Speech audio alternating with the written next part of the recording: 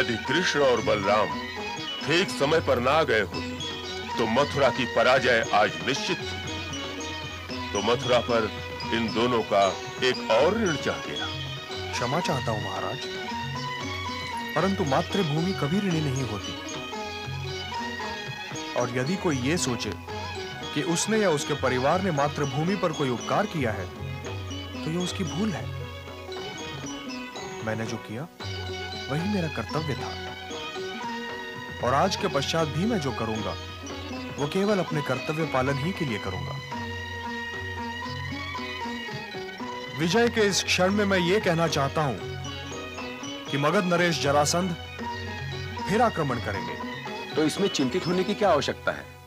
यदुवंशियों को यूं मगध नरेश से घबराना शोभा नहीं देता। मैं बलराम से सहमत हूं महाराज। फिर भी हमें कृष्ण की बात तो सुननी ही चाहिए। हम ये कैसे भूल सकते हैं कि ये देवकी का 8वां पुत्र है, जो मथुरा को ही नहीं बल्कि पूरी ब्रजभूमि को कंस से मुक्त दिलाने के लिए आया है। परंतु मथुरा तो कंस से मुक्त हो गई है महाराज। तो ये जरासंध क्या है, और ये बार बार मथुरा पर आक्रमण क्यों कर रहा है? अभी ये युद्ध समाप्त नहीं हुआ है महाराज। मैं पिताश्री से सहमत हूं महाराज। यदि वो युद्ध अभी समाप्त नहीं हुआ है पिताश्री, तो जरासंध को आने दीजिए। इस बार वो युद्ध समाप्त ही कर देते हैं।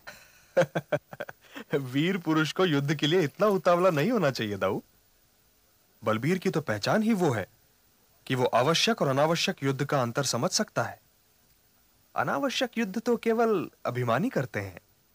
तो क्या हम मगध नरेश जरासंध के पास ये प्रार्थना लेकर जाएं पुत्र कि युद्ध में हमारे हाथों पराजय तो अवश्य हुई, परंतु हम पर दया करो, हम लड़ना नहीं चाहते। यदि ये कहने से युद्ध टल जाए तो ये कहने में भी क्षति नहीं है पिताश्री। ये तुम क्या कह रहे हो वासुदेव कृष्ण? क्या हम यदुवंशी उस जरासंध के आगे घुटने टेक दें? नहीं, घुटने तो केवल कायर टेकते हैं। तो ये मैं कैसे कह सकता हूं?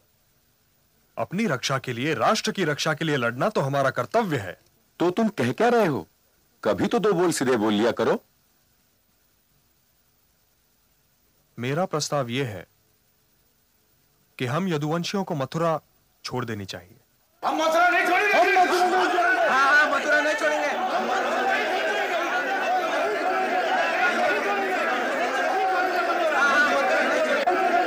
मथुरा नहीं छोड़ेंगे।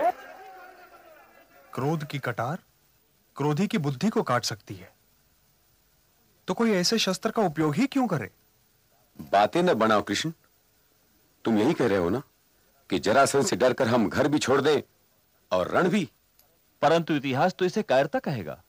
ये कहकर नंदगांव के माखन का अपमान तो मत करो कृष्ण। ये कहकर मैं नंदगांव के माखन का अपमान नहीं कर रहा हूं दाऊ, उसकी रक्षा कर रहा हूं। मगध नरेश की लड़ाई तो मुझसे है ना कि मैंने मामा कंस का वध किया। उनकी 2 पुत्रियां तो मेरे कारण विधवा हुई हैं। तो मगध नरेश के क्रोध की अग्नि में मथुरा क्यों जले? हाँ, तो तुम अकेले ही उनके लिए बहुत हो। प्रश्न ये नहीं है दाऊ, परंतु युद्ध केवल तभी होना चाहिए जब दूसरे सारे मार्ग बंद हो चुके हों। परंतु जरासंध ने कौन सा मार्ग खुला छोड़ा है पुत्र? एक मार्ग है पिताश्री। मथुरा को युद्ध की अग्नि से बचाने का एक मार्ग अब भी खुला है। कौन सा मार्ग खुला है वत्स? मथुरा से कहीं और चले जाने का मार्ग महाराज। मथुरा में हमारे रहने का युग समाप्त हो गया है। नए युग के स्वागत के लिए हमें एक द्वारिका बनानी चाहिए, चारों ओर से सुरक्षित द्वारिका। ये क्यों नहीं कहते कि रण छोड़ने का प्रस्ताव रख रहे हो? यदि तुमने ऐसा किया तो लोग तुम्हें रणछोड़श्री कहने लगेंगे पुत्र। जिस मथुरा, जिस व्रज भूमि को स्वयं मैंने कंस के अत्याचारों से मुक्ति दिलाई है, उसे मगध नरेश जरासंध के बदले की भावना से बचाने के लिए मुझे यह भी स्वीकार है कि लोग मुझे रणछोड़ कहें। नामों में क्या धरा है? नाम तो पुकारने का एक साधन है, और बस। लोग मुझे चाहे जिस नाम से पुकारें, परंतु जब मुझे ऐसा लगेगा कि पुकारने वाला मुझे पुकार रहा है, तब मैं अवश्य बोलूंगा, और रहूंगा मैं वही जो मैं हूं। मैं तो फिर भी कहूंगा कि सुदर्शन चक्र निकालो। और हर गर्दन सुदर्शन चक्र के योग्य नहीं है दाऊ। यदुवंशियों को अपने अभिमान से प्यार है तो हम यहीं रहेंगे, और यदि उन्हें अपनी व्रज भूमि से प्यार है तो हमें स्वदेश त्याग करना ही पड़ेगा। कहना मेरा कर्तव्य था, मैंने कर दिया। अब निर्णय लेना महाराज का कर्तव्य है। मैं वासुदेव कृष्ण से सहमत हूं। मुझे पता था कि सब कृष्ण से ही सहमत हो जाएंगे, परंतु इस द्वारिका का निर्माण कौन करेगा? इस द्वारिका का निर्माण करेंगे विश्वकर्मा जी।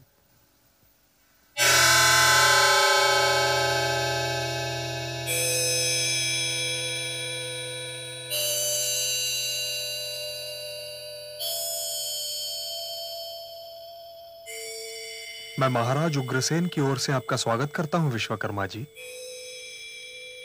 आपने यहां आने का जो कष्ट उठाया उसके लिए मथुरा नगरी सदैव आपकी आभारी रहेगी। आप तो मुझे यह बताइए वासुदेव कि आपने मुझे बुलाया क्यों है? देव शिल्पी को कोई क्यों आमंत्रित करता है? महाराज चाहते हैं कि यदुवंशियों के लिए आप सागर से घिरी हुई एक नगरी का निर्माण करें। यदि उस नवीन नगरी का नाम द्वारिका होने वाला है तो उसका योजना चित्र मेरे पास है, ये देखिए।